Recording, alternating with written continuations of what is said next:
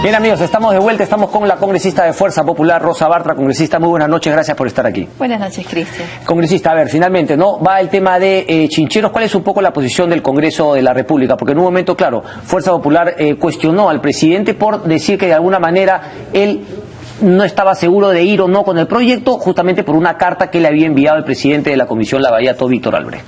Sorprendente, ¿no? Que por primera vez de los cientos de cartas que se le envían al Poder Ejecutivo, de pronto él decide hacerle caso a una y pretender trasladar al Poder Legislativo una responsabilidad que es exclusivamente del Poder Ejecutivo. Nos preocupa, acabamos de escuchar esta entrevista y todo lo que se viene hablando sobre el tema. En realidad, esta forma de desvirtuar de manera tan lesiva, de manera además tan perjudicial lo que significa una asociación público-privada,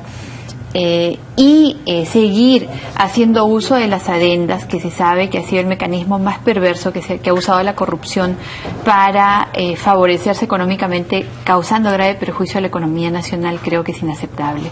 Por lo tanto, lo que debe hacer el Congreso de la República es continuar con su labor de control político, con su labor de fiscalización, y ya que el gobierno insiste en firmar esta adenda y seguir favoreciendo de manera evidentemente tan perjudicial a la empresa privada en perjuicio de la economía del pueblo peruano, seguiremos en la misma línea de conducta: fiscalizar y sancionar a quienes resulten responsables de este tipo de prácticas que debían haberse erradicado hace tiempo. ¿Suscribe el pedido de Víctor Andrés García Belaúnde de interpelar al ministro Vizcarra por este tema?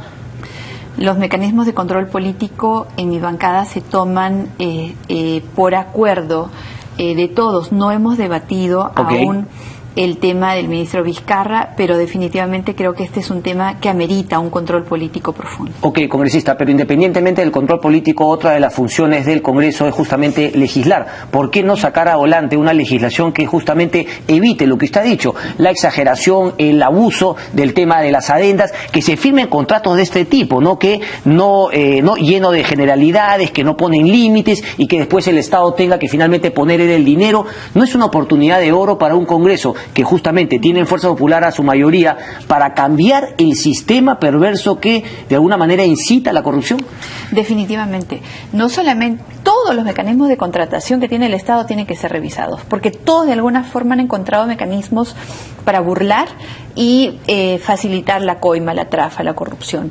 Y se ha visto con lo de Perú Compras, se ha visto la forma en la cual el SEAD está trabajando, y ahora estamos asistiendo pues a una transmisión prácticamente en vivo de lo que ha significado la corrupción a través de las APPs.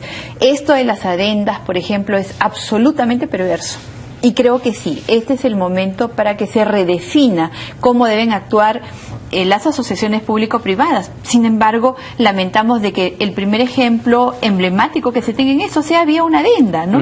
Vía ese mecanismo perverso que se ha usado para corromper. Entonces, sí, es una oportunidad de oro para el Congreso de la República, para este Congreso, de empezar a redefinir sus mecanismos de contratación.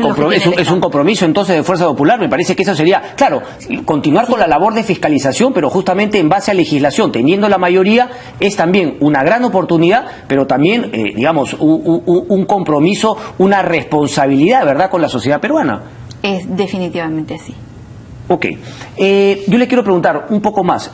Usted no es parte de la Comisión Lavallato, pero se han presentado, por ejemplo, ¿no?, muchas personas, y también ha sido esta disputa entre el Ministerio Público y el Congreso de la República. La presidenta del Congreso, Luz Salgado, ha dicho que deben dejar las disputas de lado y colaborar de alguna manera. ¿Usted está satisfecha con el trabajo que viene realizando el Ministerio Público al respecto?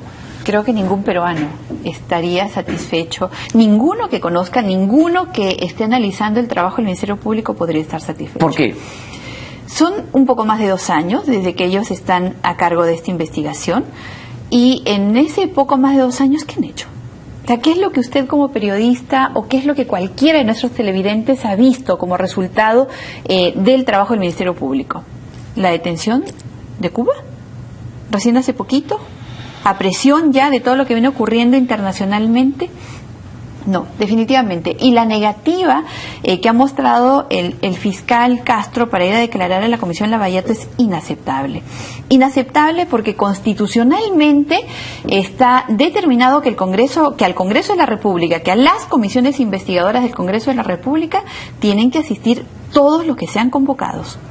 Todos, no admite excepciones. Ok, ese es un tema, digamos, un formalismo, porque en todo caso debería ir y él podría decir, bueno, no contesto, no respondo, pero digamos... Pero por lo menos así. Por lo menos sí, ok, esa es una formalidad y finalmente la ley ampara justamente ese pedido del Congreso de la República. Es así, okay, es constitucional. Pero yo le haría la pregunta, ¿es más importante que el Ministerio Público, el fiscal Hamilton Castro, tenga informado al Congreso de la República o que tenga informado a la población peruana?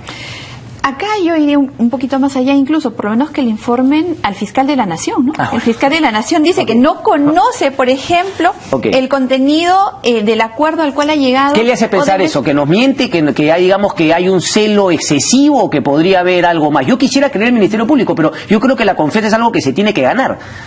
Y el pueblo peruano necesita creer en el Ministerio Público. Necesita creer que quienes son titulares de la acción penal, que quienes van a investigar finalmente y van a encargarse de hacer la denuncia respectiva, estén primero avanzando a paso tan lento, segundo trabajando con un secretismo inaceptable, porque el trabajo que hace el Congreso de la República junto con el trabajo que hace el Ministerio Público pueden ser perfectamente complementarios. El Congreso hace una investigación de carácter político y el otro de carácter penal. Por lo tanto, el compartir información se convierte en una obligación para que el pueblo peruano, que está, estoy segura, ávido de ver que hay una lucha frontal contra la corrupción, nos crea, legitime nuestros actos. Pero si por el contrario asiste a esta secuencia de actos en los cuales ni siquiera el fiscal de la Nación dice conocer actos que deberían estar bajo por lo menos su conocimiento, entonces, ¿cómo queda la credibilidad de los poderes del Estado? Y ojo, Cristian, no es solamente al Congreso que le están negando información, no, es también al Poder Ejecutivo. Acuérdese que el procurador ha pedido el embargo de las cuentas. ¿Y qué le ha hecho la Fiscalía? Portazo en la cara. No procede. ¿Qué cosa? Entonces, ¿cuáles son las muestras que le estamos dando al pueblo peruano de que queremos luchar contra la corrupción? Ok, pero es consciente también que algunas personas legítimamente podrían decir, bueno, en el Congreso de la República, puede haber un grupo de congresistas que lo que quiere justamente es encubridores. Sabemos, por ejemplo, en el caso del partido APRI está bastante complicado. En el caso de Fuerza Popular podría ser, por ejemplo, cobrarse la venganza en plato frío, ¿no? Con tantas personas que los acusaron, etcétera, etcétera, y que podría perderse la objetividad más bien por un ánimo revanchista, de venganza. No existe en Fuerza Popular ese ánimo. Quienes hemos padecido injustamente persecución, quienes hemos sido permanentemente tildados de corruptos, muchas veces sin ninguna prueba, la mayor parte de las veces, conocemos en carne propia lo que significa ser perseguidos. Y creo que con estas lecciones de ninguna manera podría existir un sentimiento de ese tipo. Pero usted nunca ha sido perseguida, a ver, porque claro, son los fujimoristas de antes, ¿no? Me preocuparía que usted asuma también y sienta como que fue perseguida por ser parte ahora de Fuerza Popular. Usted nunca fue perseguida. O digamos que siente que en la elección a todos los metían en un mismo saco. Estoy en el fujimorismo y acompañando a Keiko Fujimori desde hace más de 12 años. En estos más de 12 años definitivamente nos han dicho de todo. No fui parte del gobierno de los 90, por lo tanto no podría atribuirme el activo y tampoco cargar con el pasivo. Sin embargo, desde que estoy participando en elecciones se me ha dicho de corrupta a mucho más, de corrupta genocida y de manera absolutamente injusta.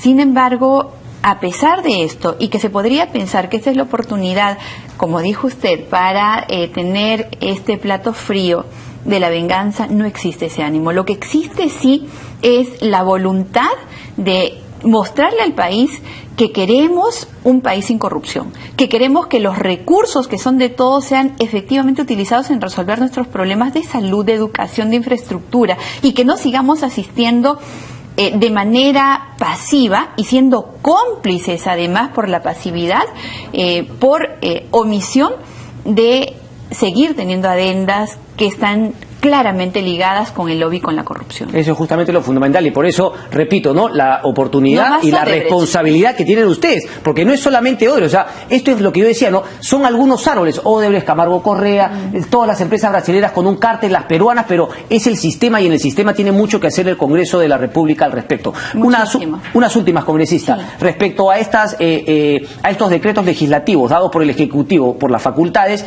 y la declaratoria de inconstitucionalidad de algunos temas, como por ejemplo el caso de el INEM. ¿Es solamente un tema de forma, es decir, que salud no estaba dentro de las cosas que podía legislar el Ejecutivo, o hay un tema de fondo también? ¿Cuál es un poco la situación del INEM desde su punto de vista? Cristian, para que se aprueben leyes, se tiene que presentar un proyecto, va a comisión. En la comisión es debatido, se reciben opiniones del Poder Ejecutivo, de los entes involucrados, luego pasa al Pleno, en el Pleno hay un debate público y producto de ese debate público finalmente una ley es aprobada que va al Ejecutivo y que incluso el Ejecutivo tiene la potestad para observarla. Sí. ¿Qué pasa con un decreto legislativo? Va al Congreso, recibe una revisión simplemente de carácter constitucional para evaluar su legalidad, es decir, si está dentro del marco de las facultades delegadas vía ley autoritativa o si contraviene la Constitución, nada más. Entonces, hay una rigurosidad para pedir una ley autoritativa que necesariamente tiene que ser taxativa en materia y en plazo. ¿Por qué? Porque precisamente se saltan todos los controles que le acabo de describir para aprobar una ley. Entonces, si nosotros hemos dado una ley autoritativa, taxativa, y que tuvimos que hacer una lucha grande además para que fuese taxativa porque metieron todo. Yo recuerdo haber venido a conversar acá sobre eso, ¿no? Y que era una ley desordenada. Yo lo califiqué como un mamarracho, la ley autoritativa. Este mamarracho se trató de darle forma y se le dio forma. En ningún lado se autorizó para poder legislar en materia de salud. La salud peruana está en grave crisis, ¿qué duda cabe? Hay que legislar, sí, pero el análisis no es de fondo. El análisis es de forma, de constitucionalidad. Y quisiera referirme, repito, en el poco tiempo que nos queda, a los decretos legislativos 1344. ¿Cuáles son esos? Y 1345. Uno que dispone el pase de muchas de las funciones que están ahora controladas por DIGEMIT. Ahí está, justamente ese era el tema que yo le quería preguntar, el de los cosméticos. Y el otro que yo lo resumiría en una frasecita como el que legaliza al hueco. ¿Por qué? Porque al flexibilizar tanto los controles y al permitir que se pueda fabricar o se pueda importar productos que tienen alta complejidad en su composición y que pueden ser potencialmente peligrosos, que pueden causar cáncer, que pueden causar dermatitis, que pueden ser un peligro en lugar de tener un beneficio, y entonces yo con una DJ, con una declaración jurada, yo puedo decir, ¿sabes qué? Yo cumplo con todas las buenas prácticas. Sí, y después, el Estado... No, y después dijo, no, porque finalmente si es que la cara se te quema y te vuelves acá, bueno, pues ya no vas a comprar el producto, ¿no? El mercado es el mejor. Fíjese usted, si fuese... Eso lo dijo el presidente... Si fuese así de simple, si no fuese tan peligroso, y yo soy químico farmacéutica, me debo a mi profesión, me debo a mis principios. Esto ya va más allá del análisis de fondo, de forma que tiene. Primero, han excedido las facultades delegadas para legislar. Segundo, se está priorizando el interés económico por sobre la protección que tiene el Estado obligatoriamente de la salud de quienes vivimos acá. Y tercero, habría que analizar pues ya el tema de fondo. No corresponde pronunciarse sobre el tema de fondo, pero siendo tan peligroso este decreto, hace necesaria una discusión amplia, que el pueblo peruano sepa, y finalmente les preguntaríamos a todos si aceptarían pues que sin ningún control se acepte fabricación y comercialización. Ergo, eso también se va a declarar inconstitucional. Eso no va a pasar, ese decreto. Eso está en debate aún dentro del grupo de trabajo, todavía debe debatirse en la Comisión de Constitución. Pero imagino que usted ha hecho sentir su voz dentro de la bancada fujimorista y como mayoría eso no va a pasar. Por lo menos la mía, como profesional que conoce de qué estamos hablando y que conoce los graves riesgos en los cuales se pone a la población, estoy en contra. Rosa Bartra, un placer como siempre. Muchísimas gracias. Gracias. Pausa y regresamos.